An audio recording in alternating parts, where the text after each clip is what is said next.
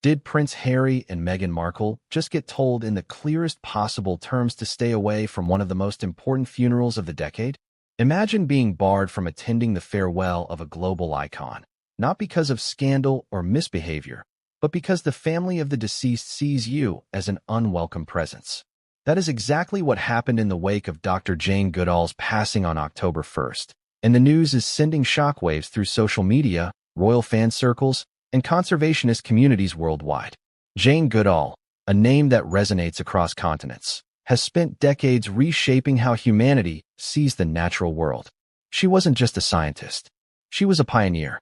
At the age of 26, she stepped into Gom Stream National Park in Tanzania, and the world hasn't looked at chimpanzees the same way since.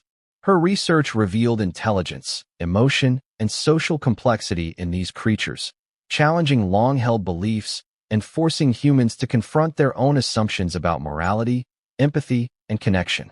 She didn't just study chimps. She taught the world to care. And she did it with patience, humility, and a kind of quiet courage that few could match.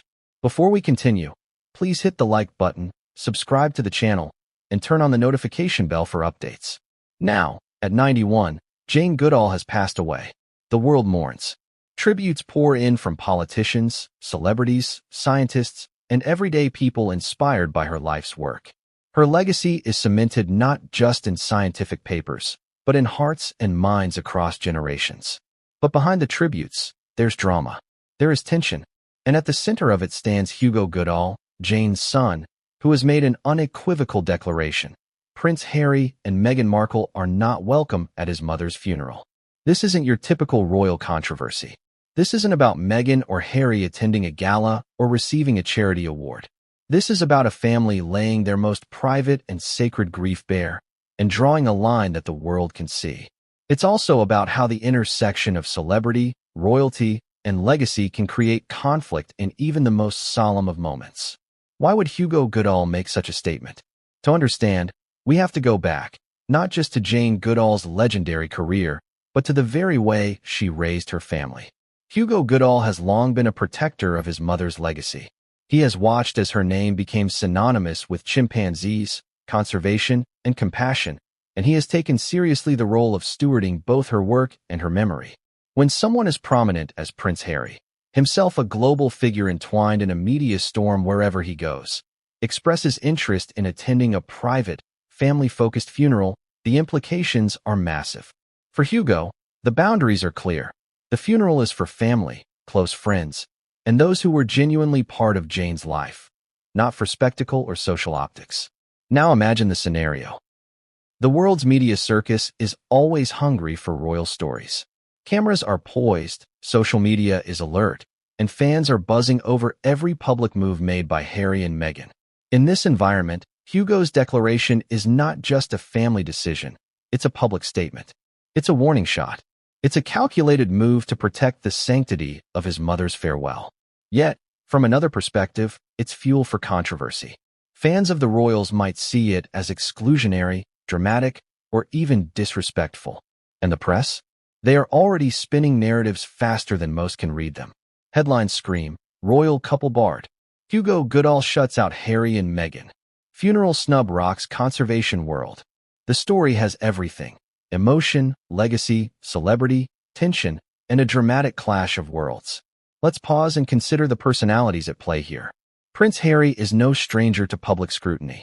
Since stepping back from official royal duties, he and Meghan have navigated a path that blends celebrity influence with philanthropic ambition.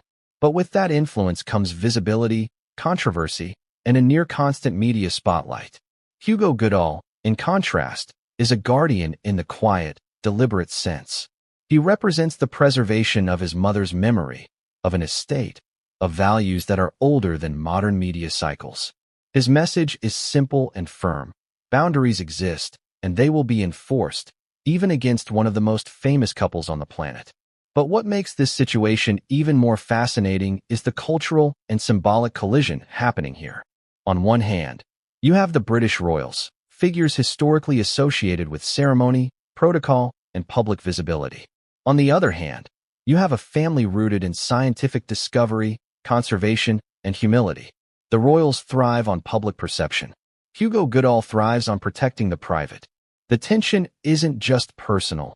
It's emblematic of broader societal forces. Fame versus legacy, spectacle versus sincerity, intrusion versus privacy. And the public is obsessed. Within hours of Hugo's statement, social media erupted. Twitter hashtags trended, comment sections filled with speculation, and fans debated endlessly. Was this fair? Was it harsh? Should Harry and Meghan have even asked? And what does this say about the way we view royalty, celebrity, and mourning in the modern age? The conversation isn't just about a funeral. It's about power, influence, and the very right to mourn in peace. Let's also examine the emotional stakes.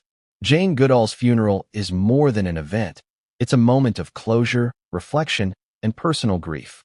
For Hugo, the presence of media-savvy, high-profile figures could transform the ceremony from an intimate farewell into a public spectacle. The stakes are intensely personal, and yet the world is watching. The clash between privacy and publicity has never been more acute. Every action, every decision, every statement is magnified, dissected, and debated. Now, imagine being inside Hugo Goodall's shoes. You are mourning your mother. You are managing her legacy. You are suddenly confronted with the reality that some of the most recognizable figures in the world are expressing interest in attending a deeply personal family event. How do you respond? Do you welcome them, risking the sanctity of the moment? Or do you make a bold stand, knowing that your decision will ripple across social media, news cycles, and fan forums worldwide? Hugo chose the latter. He drew a line. And that decision, while deeply personal, has sparked global conversation. The irony isn't lost on anyone observing this situation. Here is a man whose mother dedicated her life to understanding, empathy, and compassion, now enforcing boundaries with a sharp decisiveness that seems almost at odds with her gentle legacy. Yet, perhaps it is entirely in line with Jane Goodall's values. After all, she spent decades protecting her research, her findings, and the creatures she studied from intrusion. Could it be that Hugo is channeling her protective spirit, ensuring that her final moments are honored on her terms?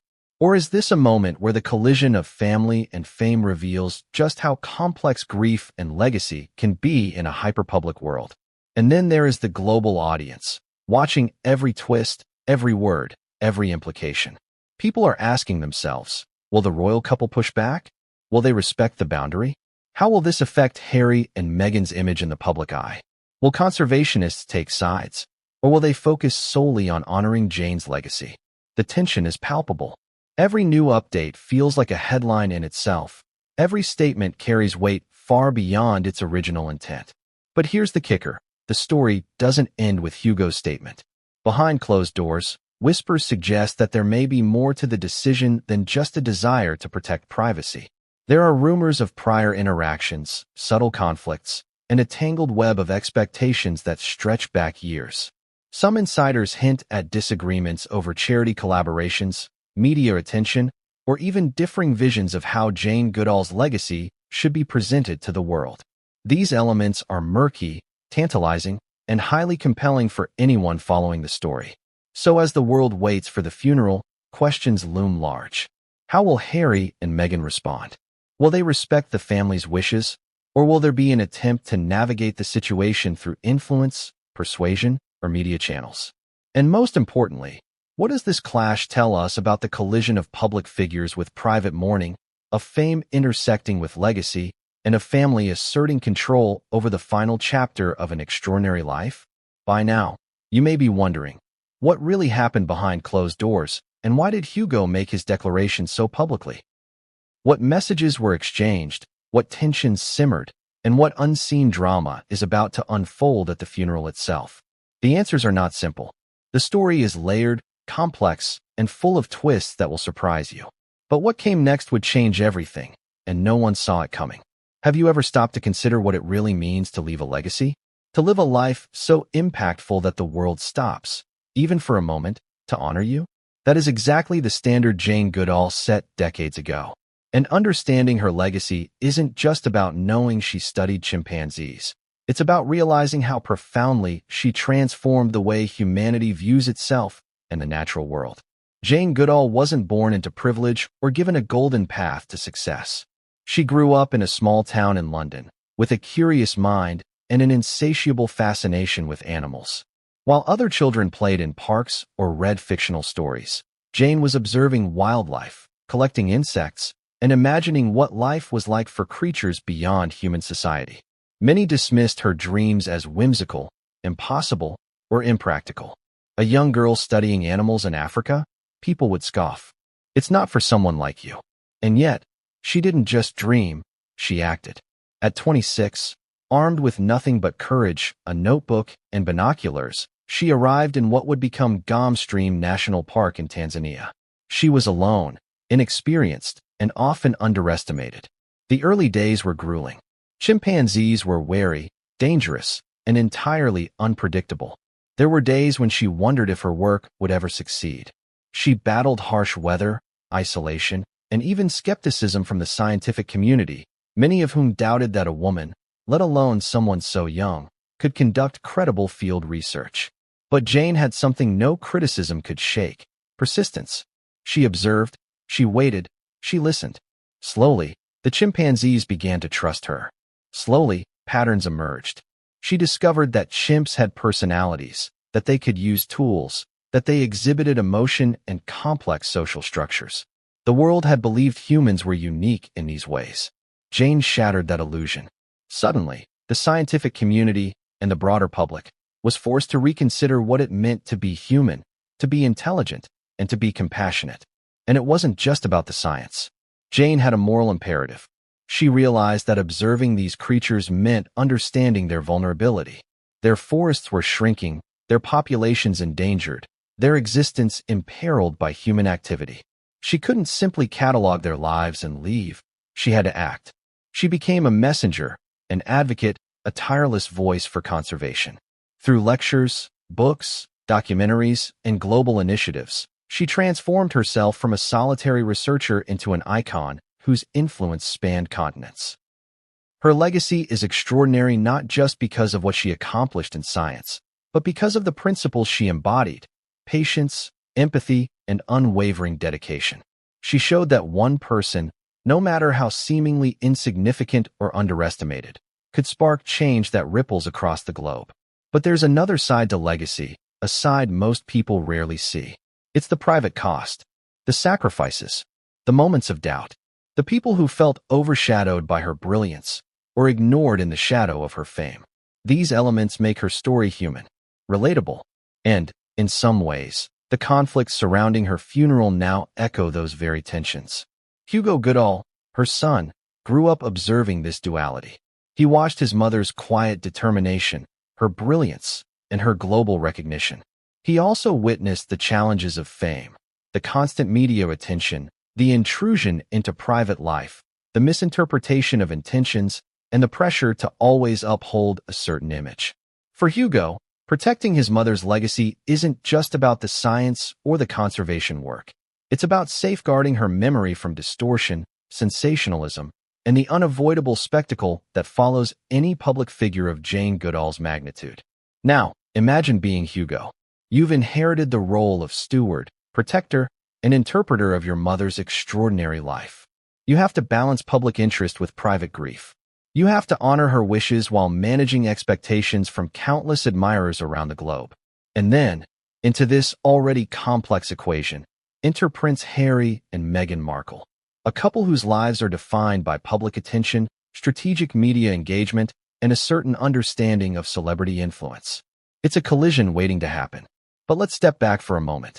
What made Jane Goodall's work so revolutionary wasn't just the discoveries themselves. It was the way she defied conventions at every turn. In the 1960s, female scientists in the field were rare, and even more so in remote African locations. Equipment was minimal, funding was scarce, skepticism was rampant. Jane faced all of these challenges and yet persevered.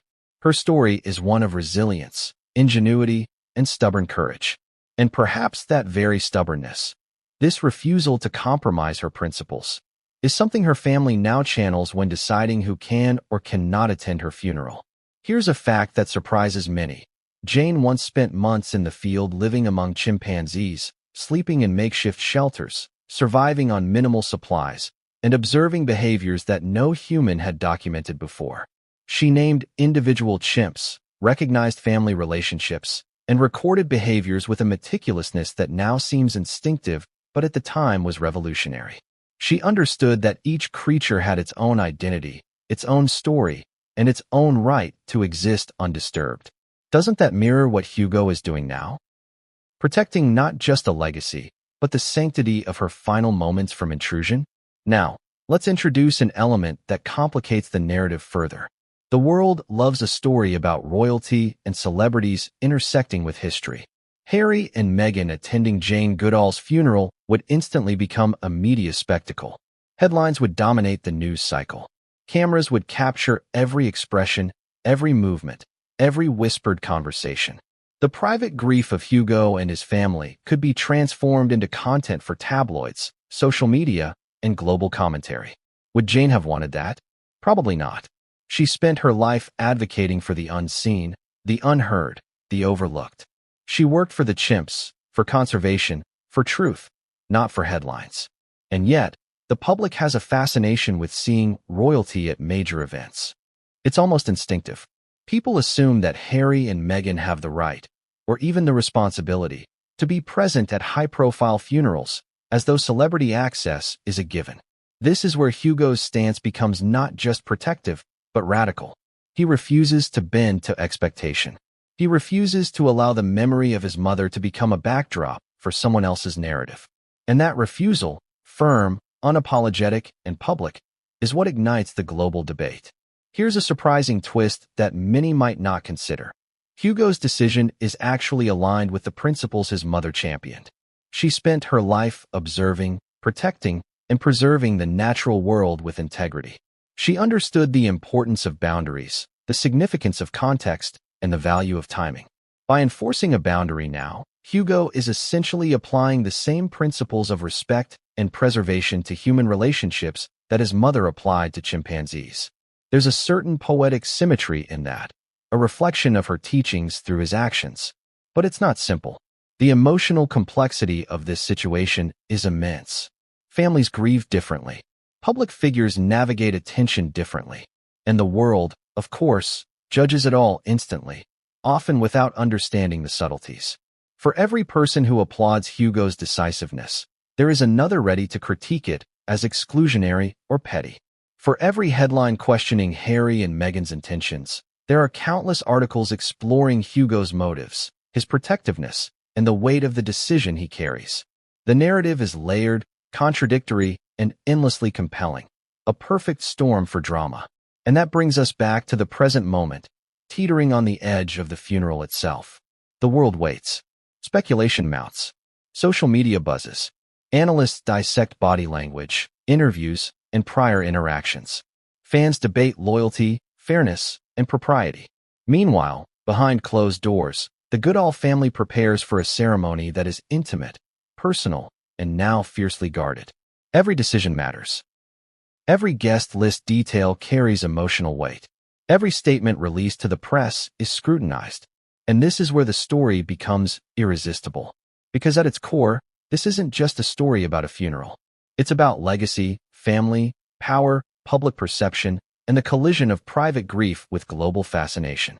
It's about what happens when the world's curiosity meets the sacredness of loss. And as Hugo makes his final preparations, one question hangs in the air. Will the boundaries he has drawn hold firm, or will the allure of fame, influence, and celebrity challenge them in ways no one anticipates? The tension is almost unbearable. One misstep, one miscommunication, one unexpected decision, and the event could transform from a respectful farewell into a media spectacle. The stakes couldn't be higher. And yet, amid all this uncertainty, one thing is clear. Jane Goodall's legacy is not just in the past. It is alive, breathing, and fiercely defended. But as preparations continue, as the world waits with bated breath, and as Harry and Meghan consider their next move, a shadow of uncertainty looms. There are whispers, rumors, and hints of things the public does not yet know. Decisions, confrontations, and revelations that will upend expectations. And the moment everyone is waiting for, the one that could redefine this story entirely, is closer than anyone realizes. But the moment everyone is waiting for, the one that could redefine this story entirely, is closer than anyone realizes. And at the heart of it stands Hugo Goodall, Jane's son, the unyielding guardian of her legacy. Who is Hugo Goodall? Most people outside conservation circles only know his name when headlines erupt, but to understand the current controversy, you need to understand the man himself. Hugo is not a celebrity. He does not court the media. He is not a socialite seeking limelight. He is, above all else, a protector, a man whose life has been defined by watching over his mother's work, her values, and her memory. From an early age, Hugo was immersed in the world Jane was creating. While other children might have focused on toys, parties, or television, Hugo's upbringing was unusual. He spent time in the shadow of Gom's stream, learning not only about chimpanzees but about dedication, observation, and the sacrifices required to make a difference. He witnessed his mother's long hours in the field, her patience when the chimps were wary, and her tireless effort to communicate scientific findings to the world in a way that was accessible, compelling, and ethical. Hugo's education was unconventional, just like his mother's path. He attended schools, yes, but much of his learning came from life in close proximity to one of the world's most extraordinary figures. He learned about diplomacy while helping coordinate conservation efforts, about strategy while managing interactions with governments, and about human psychology while navigating media attention surrounding his mother's achievements. By the time he was a young adult, Hugo was already a master at balancing multiple worlds, private, public, and deeply personal. But the most defining aspect of Hugo's character is his sense of duty. While Jane inspired millions with her research, it was Hugo who often ensured that the work continued seamlessly behind the scenes. He understood that legacy is fragile. One misstep, one miscommunication, or one exploitative headline could distort decades of careful work. And so, he became a gatekeeper, not out of ego or control, but out of reverence. Now, decades later, this protective instinct has a public face. Hugo's decision to bar Prince Harry and Meghan Markle from attending his mother's funeral is a direct reflection of the values instilled in him by Jane herself. This is not about animosity or personal grievance. This is about safeguarding something sacred. But it also invites controversy. The world is watching, judging, and speculating. Why exclude the royals? What could justify such a dramatic boundary in the public eye? The answer lies in Hugo's understanding of human dynamics. He has seen firsthand how fame can overshadow authenticity. He has watched as people with good intentions, or at least public-facing good intentions, enter spaces they do not fully understand, altering the narrative for everyone involved. And he has made a choice. The funeral, this most intimate of farewells, will not become a stage. It will be protected, contained, and controlled. Hugo is meticulous. Planning a high-profile funeral is a logistical nightmare, especially when you anticipate scrutiny from the media, the public, and even the occasional royal figure. Guest lists are curated with precision. Statements to the press are carefully worded. Seating arrangements, entrances, exits, and timing are all coordinated to minimize disruption. Every detail is a reflection of Hugo's commitment to preserving his mother's dignity, even in death. But Hugo's personality isn't just shaped by meticulous planning. It's shaped by empathy. He understands grief. He has experienced loss. He has felt the pressure of expectation and the complexity of balancing family and public perception. And this makes his position uniquely powerful. He doesn't wield authority arbitrarily. He uses it judiciously, informed by experience and guided by principle. Yet there is an irony here that most people outside the family may not grasp. Hugo's protective instincts, honed over decades, now clash with a world obsessed with visibility, status, and optics. Prince Harry and Meghan, by virtue of their global prominence, represent a force that is almost impossible to contain. Wherever they go, attention follows. For Hugo, this represents a direct threat to the privacy, solemnity, and authenticity of his mother's farewell. In his eyes, this isn't personal. It's about maintaining the integrity of the moment. Hugo's decision also reflects a keen understanding of symbolism. By drawing a clear line, he communicates a powerful message. Some spaces are sacred, and not even global figures are exempt from respect. This act is simultaneously protective and declarative. It sends a statement not just to Harry and Meghan, but to the world. The Goodall family controls the narrative.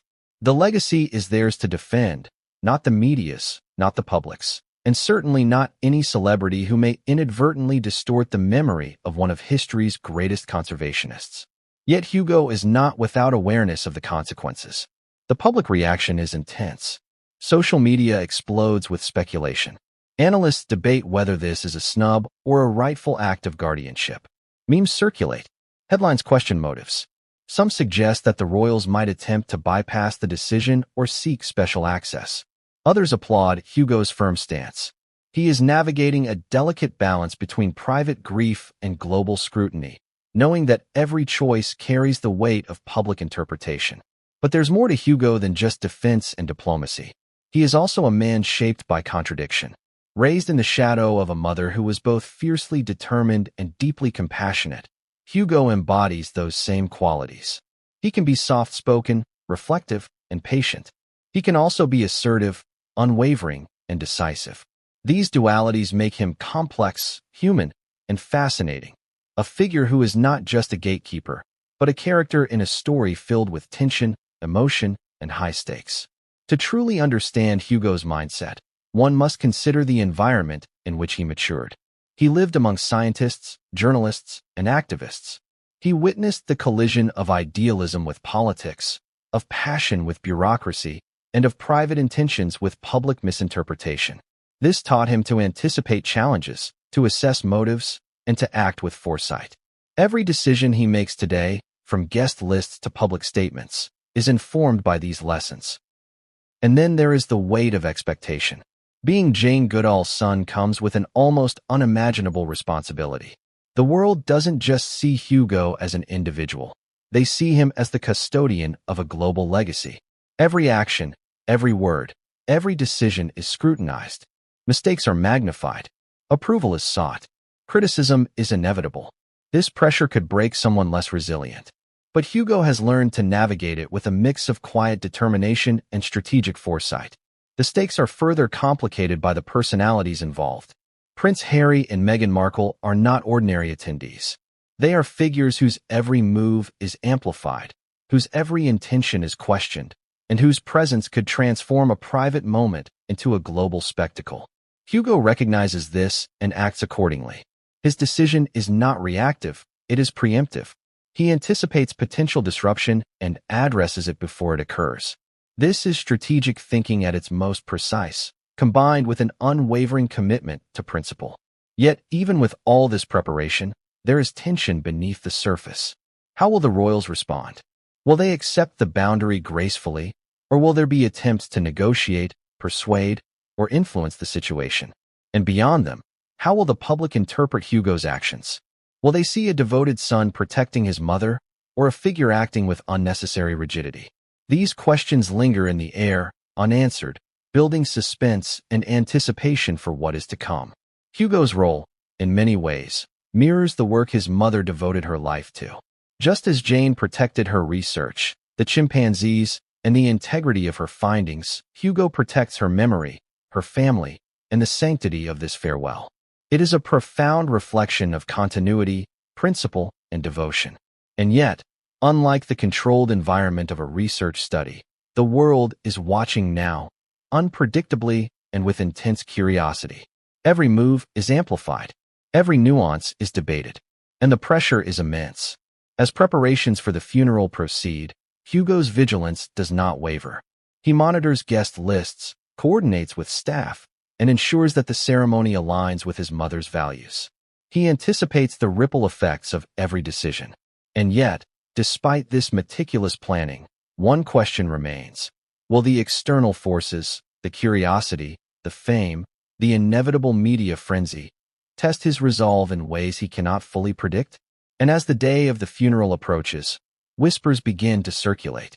Rumors, half-truths, and unverified reports suggest that not everyone may respect Hugo's boundary. Some say that certain individuals, armed with influence or charm, may attempt to bend the rules. Others hint at private communications between the royals and close associates, signaling potential maneuvers. The tension is building to a point where anything could happen. And the world is watching, breathless, waiting to see how Hugo's guardianship will hold under pressure. The drama is real. The stakes are immense. And Hugo, steadfast, deliberate, and deeply principled, stands at the center, holding the line. But even the strongest guardians face challenges they cannot anticipate. And in the hours before the funeral, an unexpected development emerges. One that threatens to upend Hugo's careful plans and thrust the entire family into uncharted territory. But even the strongest guardians face challenges they cannot anticipate.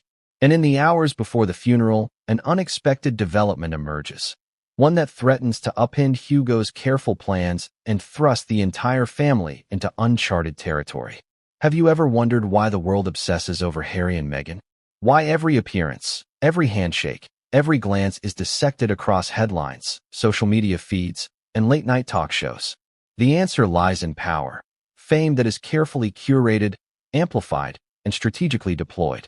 And now, that power is aimed at a stage where even Hugo's meticulous planning may face its ultimate test. Jane Goodall's funeral. Prince Harry and Meghan Markle are not ordinary attendees. Their lives are defined by the dual forces of legacy and spectacle. They understand how to command attention, to shape narratives, and to navigate the turbulent waters of media scrutiny. But how does that translate into a scenario like this? What does it mean for them to enter a space that is sacred, private, and fiercely protected by a man like Hugo? Consider their history. Harry, born into the monarchy, has spent his life balancing public expectation with personal desires. He has experienced the crushing weight of media scrutiny from a young age, from tabloids speculating about his childhood to global audiences scrutinizing every public engagement. Meghan, an American actress turned royal figure, understands the dynamics of public perception even more intimately. She has cultivated a brand, navigated Hollywood, and mastered the art of visibility.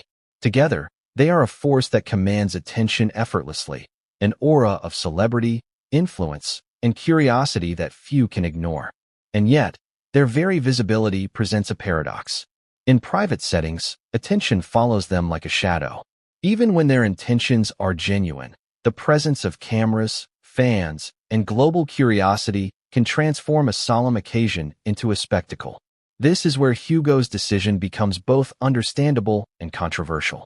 The Goodall family is not opposed to Harry and Meghan personally, but to the intrusion of their public persona into a sacred, intimate moment. It's a collision of worlds that raises questions, tensions, and ethical dilemmas. So why would Harry and Meghan even consider attending the funeral? On the surface, it might seem respectful. Jane Goodall is an international icon. Attending her farewell could be interpreted as a gesture of admiration, philanthropy, or cultural recognition. But there is also the undeniable element of social capital. Their presence would generate headlines, enhance visibility, and potentially align them with one of the most revered figures in conservation history. This is not to say their motives are entirely strategic. They could genuinely feel admiration, but the optics are impossible to ignore. And therein lies the tension. Hugo sees the world in shades of principle and preservation. He views this as a boundary that must be respected, a private moment that should not be commandeered for fame or exposure. Harry and Meghan operate in a world where optics, narrative, and public perception are tools, and often weapons. Both parties are acting with integrity according to their own lenses, but those lenses are diametrically opposed. Now imagine the scenario unfolding in real time. Harry and Meghan receive word of Hugo's declaration. They are reportedly taken aback, not because of personal offense, but because of the implications for their public image. Their team strategizes, assessing whether to issue a statement, request private communication, or respect the boundary entirely. Each option carries potential risks. Confrontation could be interpreted as disrespect. Compliance could be framed as retreat or acquiescence. The tension is palpable, and every move is magnified by global attention. This is where the story takes a deeper twist. Sources close to the royals suggest that Harry has always been drawn to causes with meaning: mental health, veteran support, and environmental advocacy. He understands the value of Jane Goodall's work and respects her contributions. Meghan, too, has a history of supporting charitable initiatives, and global awareness campaigns. From their perspective, attending the funeral might not be about visibility at all. It could be about genuine respect. And yet, the perception of intention often matters more than the intention itself. Hugo's statement transforms what could have been a simple gesture into a charged, symbolic confrontation. The dynamics are further complicated by social media. Within minutes of Hugo's public declaration, rumors swirl online. Speculation ranges from supportive commentary to critiques suggesting that Harry and Meghan might overstep or impose on the family's private grief. Influencers, journalists, and fans weigh in, debating fairness, propriety, and ethics. Every post, tweet, and article adds pressure, layering complexity onto an already sensitive situation. The royals are not just managing themselves. They are navigating the court of public opinion, where missteps are amplified and nuance is often lost. But Harry and Meghan are not novices at navigating controversy. They have faced tabloid scrutiny, public criticism, and viral misinformation before. Their approach, according to insiders, is measured. They assess, they strategize, and they aim to act in a way that protects both personal integrity and public perception. The funeral represents a high-stakes challenge, a moment where the boundary between respect and influence is razor-thin, and any action or inaction will carry global consequences. The irony is striking. Here is a couple whose lives are saturated with public expectation, and yet they are now confronted with a line drawn not by protocol, tradition, or media, but by the protective instincts of a private son. Hugo's firmness forces Harry and Meghan to confront limitations they rarely face. No team of strategists, no publicist, no carefully curated media appearance can alter the reality that some moments exist beyond access. Some boundaries are non-negotiable. Yet the situation is rife with contradictions. On one hand, attending the funeral could signal respect, humility, and admiration for a global icon. On the other, it risks transforming a solemn moment into a media spectacle, overshadowing the very purpose of the ceremony. Harry and Meghan must weigh these factors, balancing personal values, public image, and the potential repercussions of their choice. Every decision carries moral, social, and emotional weight. Adding another layer, the royals' historical relationships with influential figures often shape public perception. Past appearances, charity work, and global initiatives create expectations about involvement, participation, and decorum. The public assumes access, not always understanding the private context. Hugo's decision challenges these assumptions, reminding the world that even figures of prominence are not exempt from respect for privacy and family boundaries. But there is also a strategic nuance. Harry and Meghan understand the optics of being denied access. Media will interpret it as a snub, fans will speculate on motives, and social platforms will buzz with conjecture. Even the decision to respect the boundary becomes a narrative, one that can be framed as grace, restraint, or even humiliation. In this sense, the funeral is no longer just a private farewell. It is a high-stakes chessboard where every move is symbolic, every reaction scrutinized, and every intention questioned. Meanwhile, the emotional dimension cannot be ignored. Harry and Meghan, like any individuals, navigate grief, respect, and admiration. They may feel genuine sorrow at Jane Goodall's passing and a desire to honor her life. Yet, their desire intersects with the reality of Hugo's protective stance. This collision of private feeling and public restriction creates tension that is deeply human, relatable, and profoundly dramatic. And as the hours tick closer to the funeral, uncertainty mounts. Will Harry and Meghan attempt to communicate privately with Hugo, seeking permission or offering condolences in a way that respects boundaries? Or will they step back entirely, allowing Hugo to exercise sole authority over access? Every scenario carries risks, and the decisions they make in these moments could shape global narratives, influence public perception, and test relationships in ways that extend far beyond a single event. The drama is compounded by the media's relentless presence. Rumors circulate of potential backchannels, secret messages, and undisclosed communications. Analysts dissect prior interactions between the Goodall family and the royals, speculating about intentions, alliances, and missteps.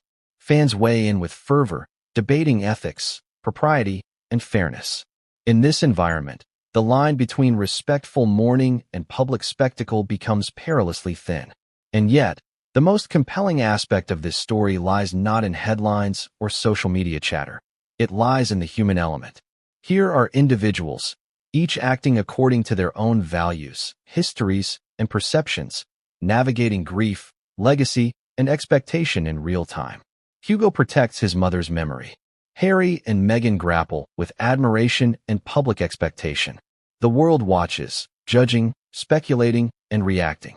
It is a collision of legacy, celebrity, and emotion that could not have been predicted. As the funeral approaches, the tension reaches a fever pitch. Every statement, gesture, and movement is analyzed. Every decision carries emotional, social, and symbolic weight. And in the background, whispers of an unexpected development begin to circulate, an element that could upend every calculation, challenge every boundary, and alter the course of the story entirely. The world waits, holding its breath. And in the midst of this carefully orchestrated storm, one question looms larger than any headline.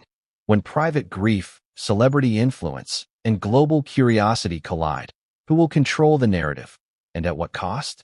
But what happened next would shake expectations, defy protocol, and leave everyone, family, royals, and fans alike, scrambling to react.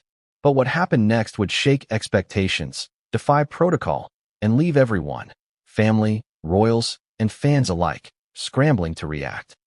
Have you ever wondered what goes into a funeral invitation for someone as monumental as Jane Goodall? It sounds simple. Send a list, confirm RSVPs, and let the ceremony unfold. But nothing about this particular event is simple. Every detail is scrutinized. Every decision carries weight. And when the names on that invitation intersect with royalty and global celebrity, the stakes are astronomically higher. The controversy began quietly, almost invisibly. Hugo Goodall, intent on preserving his mother's dignity, began drafting the guest list months in advance. This wasn't a casual list of friends and colleagues. Each name was carefully considered. Who had a genuine connection to Jane, who had contributed meaningfully to her work, and who could honor her memory without overshadowing the moment. Hugo's meticulous attention to detail reflected years of observing his mother's values, integrity, respect, and sincerity above all else. But then came the challenge: Harry and Meghan Markle. Their interest in attending the funeral immediately disrupted the careful balance Hugo had established. It was more than a matter of protocol. It was a collision of private mourning and public expectation. The royals are not just figures, they are symbols. Every move they make is amplified, every presence noticed, every absence questioned. In Hugo's mind, their potential attendance threatened to shift the focus away from Jane Goodall and onto the spectacle surrounding the couple. Consider the optics. Had Harry and Meghan been invited, the media storm would have been inevitable. Photographers would have been stationed outside the funeral venue, cameras capturing every gesture, every interaction. Social media would erupt with commentary, memes, and speculation. The public would be more focused on how the royals comport themselves than on the person they came to honor. Hugo, aware of this dynamic, made a conscious decision. The sanctity of his mother's farewell would not be compromised. But the controversy didn't stop there. Rumors began to leak, whispered at first in conservation circles, and then amplified by global media. Headlines speculated. Why weren't the royals invited? Was there tension between the Goodall family and Harry and Meghan? Could the exclusion be seen as a snub, or worse, an affront to their public stature? Questions raced through newsrooms, online forums, and social media feeds, creating a storm before a single funeral service had even occurred. And the public reaction was swift. Fans of Harry and Meghan criticized the exclusion as harsh, unnecessary, and perhaps even disrespectful. Others applauded Hugo's decisiveness, framing it as a protective act to preserve a private family moment. Influencers and journalists alike dissected every possible implication. Was this purely about privacy? Were there deeper, hidden motivations? Was there tension between the royals and the Goodall family that no one had seen before? The irony of the situation is striking. A funeral, a traditionally solemn and private event, is now the epicenter of global debate. Hugo's carefully curated guest list, meant to honor his mother's life and legacy, has become a battleground of perception, media speculation, and celebrity influence. And yet, Hugo remains steadfast. To him, the principles guiding the invitation process are clear. The funeral is not a stage, the legacy is not a prop, and respect for Jane's memory outweighs any external pressure or expectation.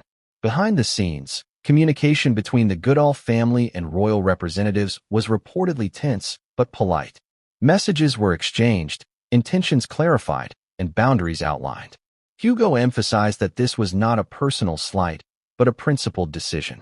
The family's priority was the integrity of the ceremony and the protection of Jane's final moments from intrusion. The stakes were immense, not only emotionally, but symbolically. By controlling access, Hugo was asserting that even global figures like Harry and Meghan were not above respecting boundaries. Yet, the situation was fraught with contradictions. Harry and Meghan could argue that attending the funeral would be a gesture of genuine respect, a tribute to a global icon whose work aligned with their philanthropic and environmental initiatives. From their perspective, absence might be perceived as indifference or neglect, but presence risked overshadowing the very purpose of the event, redirecting attention from Jane to themselves. Every possible action or inaction carried consequences, ethical dilemmas, and the weight of public interpretation. The guest list controversy also revealed the complexity of public perception in today's world. Social media magnifies every nuance, often stripping away context, subtlety, and intent. A decision intended to protect privacy can quickly be framed as exclusionary. A boundary meant to preserve dignity can be misread as arrogance. Hugo's careful orchestration of the funeral, rooted in principle and emotional foresight, was now being filtered through a global lens where perception often outweighs reality. Adding to the tension was the question of historical precedent. Funerals of iconic figures are rarely simple. Protocol, tradition, and personal relationships intersect with public expectation. But Hugo's approach challenged convention. He prioritized principle over protocol, family over public expectation, and respect over spectacle.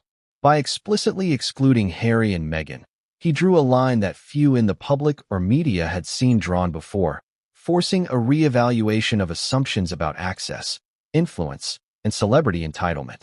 And yet, the royals themselves are not passive figures. Within royal circles, there is an understanding of nuance, strategy, and influence. Harry and Meghan, accustomed to navigating complex social dynamics, were reportedly assessing options. Whether to communicate privately with Hugo, whether to issue a public statement of condolence, or whether to withdraw entirely. Every move was calculated, not out of insensitivity, but out of awareness that perception, optics, and timing are crucial in maintaining their global image. Meanwhile, media outlets amplified the drama. Headlines painted a picture of conflict, speculation, and intrigue. Royal couple barred from global icon's funeral. Hugo Goodall draws the line. Public outcry over exclusion of Harry and Meghan. Social media buzzed with divided opinion. Hashtags trended. Comment sections overflowed with theories, accusations, and defenses. The world, as it so often does, became a participant in a private family decision, debating motives and morals without ever seeing the intimate context Hugo sought to preserve. And yet, there are layers beneath the surface that few people considered. The controversy is not only about who attends, but about values, legacy, and the right to protect what is sacred. Hugo's decision reflects a principle he inherited from his mother, that some moments exist to honor life, not to satisfy curiosity. That legacy, once forged, must be protected from intrusion, exploitation, or distraction. The controversy arises because the world does not always respect that boundary. But the tension is not purely external. Within the Goodall family, there were discussions about the optics of exclusion, the potential for misinterpretation, and the balance between privacy and global attention. Hugo stood firm, articulating that while public admiration is appreciated, it cannot dictate the rules of a private, deeply personal farewell. The family recognized that the clarity of this boundary, however controversial, was essential to preserving Jane's dignity. And just when it seemed the guest list had been finalized, reports began to emerge of subtle negotiations, private communications, and behind-the-scenes considerations. Could the royals find a way to navigate the boundary respectfully? Would Hugo's firm stance hold in the face of polite persuasion, media pressure, or public expectation? The uncertainty added another layer of suspense, creating a situation where every participant, family, royals, and public alike, was poised for a moment of revelation. The stakes were now undeniable. This was more than a funeral invitation controversy. It was a collision of legacy, celebrity, principle, and perception. Hugo's line had been drawn, Harry and Meghan's interest had been asserted, and the world watched, captivated by the drama that unfolded quietly behind closed doors. Every decision carried symbolic, emotional, and reputational weight. The story was no longer about mourning alone. It was about the delicate balance between respect, influence, and the public gaze. And then, just as tensions reached a fever pitch, an unexpected twist emerged. A private message, a subtle gesture, or perhaps a leaked communication hinted that the royals were considering an unanticipated move, one that could test Hugo's authority, challenge the family's boundaries, and thrust the entire situation into uncharted territory. The next moments would determine not only who would attend Jane Goodall's funeral, but how the world would perceive the collision of fame, family, and legacy. The controversy was far from over, and the world braced itself for a revelation that could redefine the narrative entirely. The controversy was far from over, and the world braced itself for a revelation that could redefine the narrative entirely. Then it happened. One statement, brief yet unmistakably firm, hit the media like a thunderclap. Hugo Goodall spoke, not to soften the tension, not to entertain debate, but to draw a clear, unambiguous line. Prince Harry and Meghan Markle are not welcome at my mother's funeral. 3 simple sentences. Yet the ramifications were anything but simple. In an instant, the quiet mourning of a private family transformed into a global headline, dissected by journalists, commentators, and fans alike. Have you ever witnessed a single statement ripple across the world in seconds? This was one of those moments. Within minutes, social media exploded. Twitter threads grew longer than ever imagined. Hashtags trended, dividing opinion almost perfectly down the middle. Hashtag respect Hugo versus hashtag royal snub. Every news outlet had a spin, and every headline seemed to contradict the next. Some framed it as a protective act, a son preserving the sanctity of a family farewell. Others called it exclusionary, dramatic, or even petty. The world was polarized before the funeral had even occurred. But the power of the statement wasn't just in its content. It was in its timing, its tone, and its delivery. Hugo didn't shout, plead, or threaten. He simply communicated a boundary. That simplicity is what made it shocking. In an age where diplomacy often comes disguised in layers of hedging, nuance, and ambiguity, Hugo's clarity was both rare and arresting. It was a modern-day mic drop in the arena of public discourse. The immediate fallout was extraordinary. Analysts dissected every word. Pundits debated the ethics of exclusion. Social media users speculated on motives, alliances, and possible repercussions. Was this a personal vendetta? A protective instinct? A strategic message aimed at controlling the narrative? The ambiguity fueled curiosity, which only magnified the reach of the statement. For Harry and Meghan, the impact was instantaneous. Their team reportedly held emergency discussions, weighing every possible response. Should they respond publicly? Should they attempt private diplomacy? Or should they step back entirely, letting Hugo's boundaries stand unquestioned? Each option carried risk. Responding could appear confrontational, making them seem disrespectful. Remaining silent could be interpreted as acquiescence. Or worse, a humiliation. The public eye scrutinizes every decision, and in this case, the stakes were unusually high. But there's a deeper element that few noticed immediately. Hugo's statement was also a reflection of the values he inherited from Jane Goodall. Jane spent decades protecting the chimpanzees, preserving forests, and defending the integrity of her research. Hugo, in excluding Harry and Meghan, was protecting more than a funeral. He was protecting a principle. The principle that some moments, even monumental ones, exist outside the reach of spectacle. The principle that legacy is sacred and not a tool for optics or influence. And yet, the world saw only a conflict.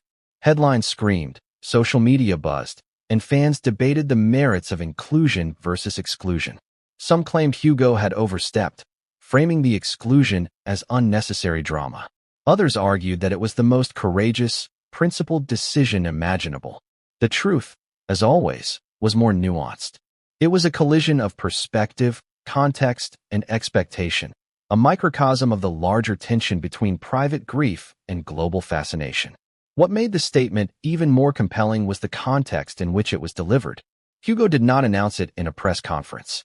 He did not hold an exclusive interview. The words were shared deliberately, with just enough clarity to communicate the boundary, but without adding fuel to the spectacle. It was the epitome of controlled communication, firm, precise, and unavoidable. The effect, however, was explosive. The reaction online was as dramatic as one could imagine. Twitter erupted with thousands of posts in minutes. Instagram stories, TikTok videos, and news articles all analyzed the statement from every angle imaginable. Fans speculated about whether Harry and Meghan would attempt to attend regardless, whether private negotiations were underway, or whether the royals would respect the boundary completely. Memes appeared, some mocking the situation, others praising Hugo's decisiveness. The digital storm was relentless, and the world had barely begun to process it. But let's step back and consider the emotional gravity of Hugo's words. Beyond media buzz, tweets, and speculation, there was genuine human intent. He was drawing a line to protect something deeply personal. He understood the weight of his mother's legacy and the necessity of shielding it from intrusion. This was not about ego, power, or spectacle. It was about respect, principle, and honor. And that reality, often lost in translation online, was the beating heart of the story.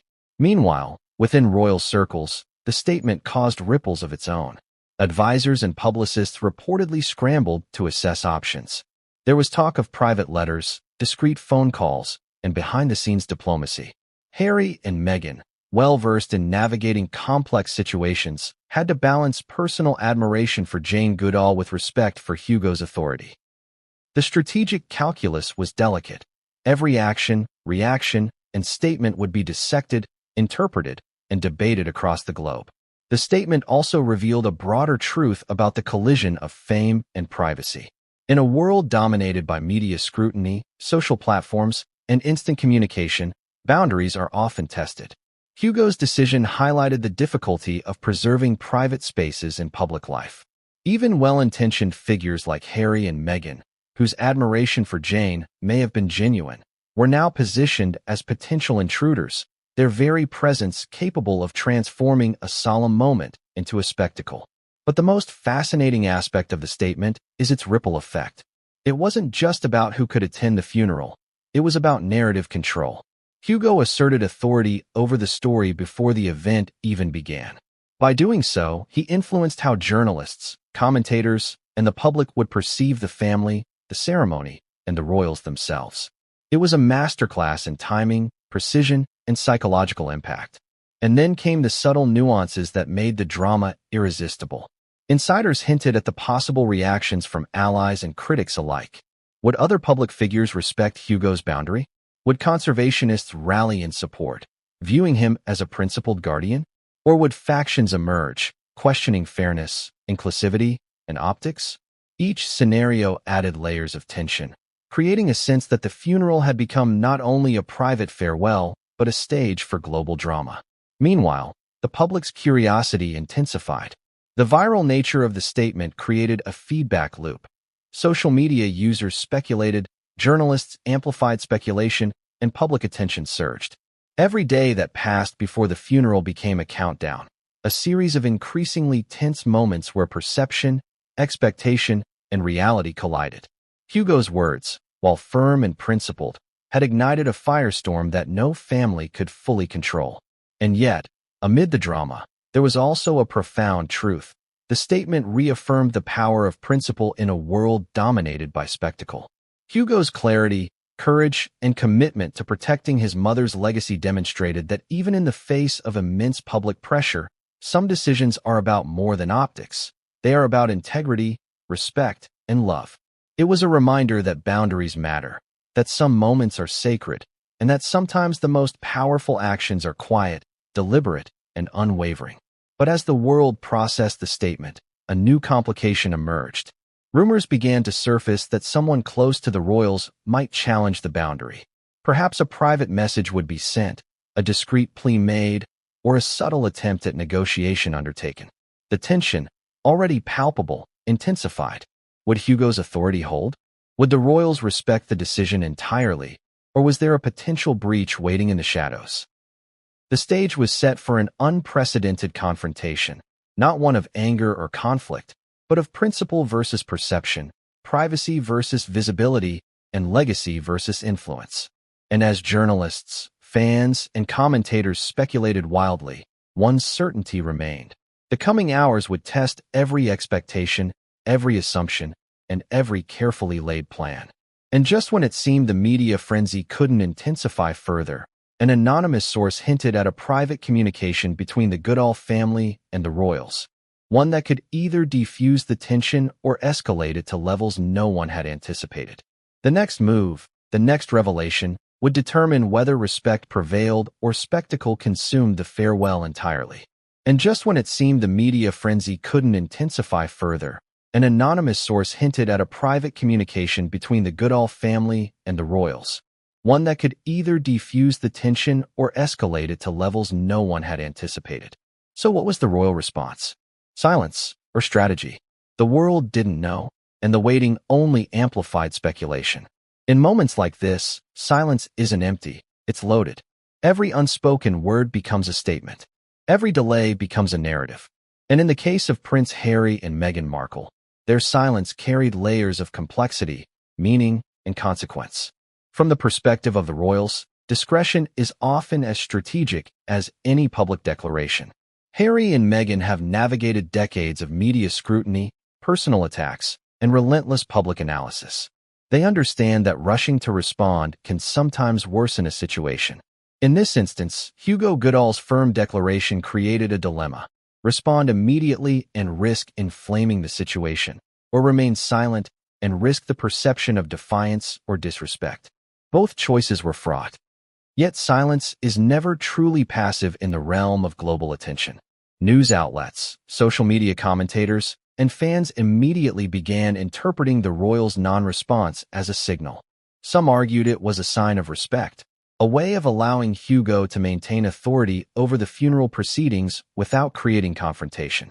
Others interpreted it as a subtle challenge, a test of boundaries, or even a potential maneuver to negotiate behind the scenes.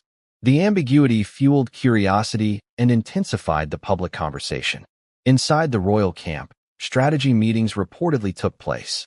Advisors and communications experts weighed options, discussing everything from private letters to discreet phone calls, and even the possibility of sending a formal statement of condolence.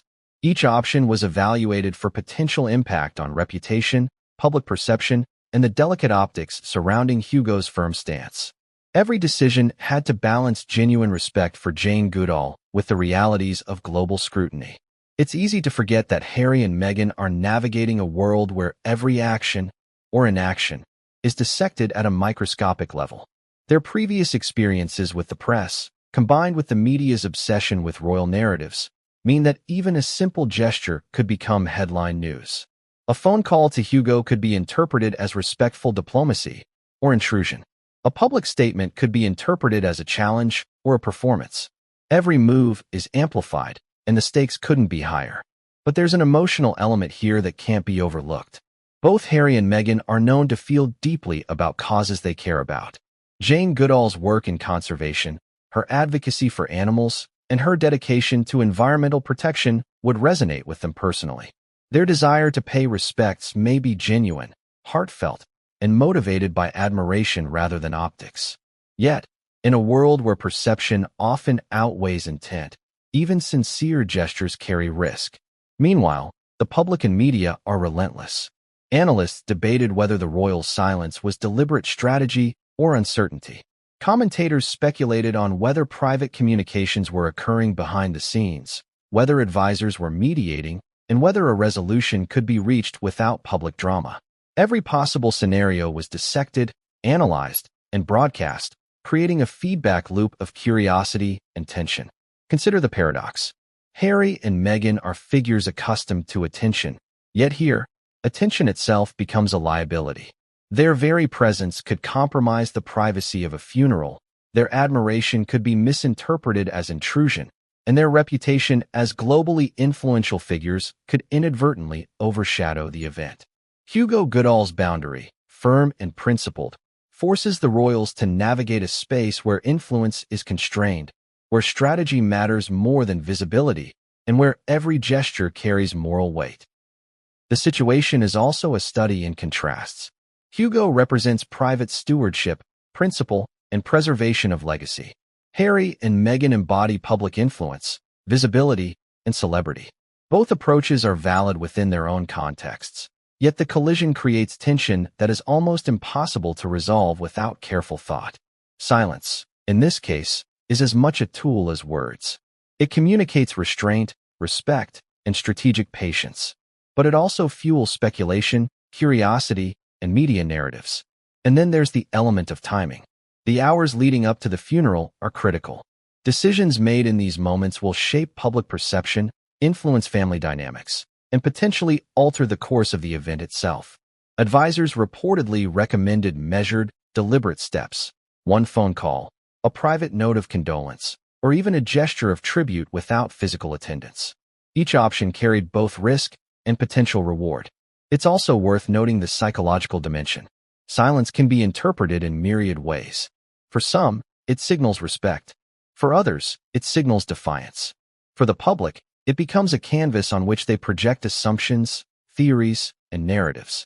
In this high-stakes environment, the royal silence is both protective and provocative, a delicate balancing act that tests emotional intelligence, strategic foresight, and awareness of perception.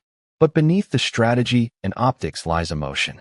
Harry and Meghan are individuals who value personal connection, authenticity, and meaningful engagement. They may feel a sense of loss at being excluded, a desire to honor Jane's legacy, and a frustration at being placed in a situation where every potential action is scrutinized. Balancing these personal feelings with public perception is a high-wire act, demanding both restraint and creativity. The tension escalates further when considering the ripple effects. How will other attendees perceive the royal silence? Will conservationists and public figures rally in support of Hugo's boundary, or will they advocate for royal participation? Will media narratives lean sympathetic to the family's perspective or frame the royals as victims of exclusion? The landscape is unpredictable, dynamic, and volatile, an environment where every move matters. And then, just as strategy meetings conclude, a subtle yet pivotal development occurs. Reports surface that a private intermediary may be acting as a channel between the royals and Hugo. The possibility of discreet negotiation, unrecorded communication, or behind-the-scenes discussion introduces a new variable into an already complex scenario. The tension is compounded. Could diplomacy succeed, or would any breach of protocol ignite controversy? This is where the stakes of strategy collide with human emotion. Even the most carefully planned maneuvers can be derailed by miscommunication, assumption, or unexpected behavior. The royals' approach must account for not only optics and public perception, but also the deeply personal dynamics within the Goodall family. Every action, or lack thereof, carries consequences that extend far beyond the funeral itself. And just when it seems the situation is reaching a fragile equilibrium, a development emerges that will challenge assumptions, test boundaries, and leave everyone, Hugo, the royals, and the public, scrambling to react. An unanticipated message, a subtle gesture, or perhaps an overlooked decision threatens to shift the narrative entirely, forcing all parties to confront the delicate balance between respect, access,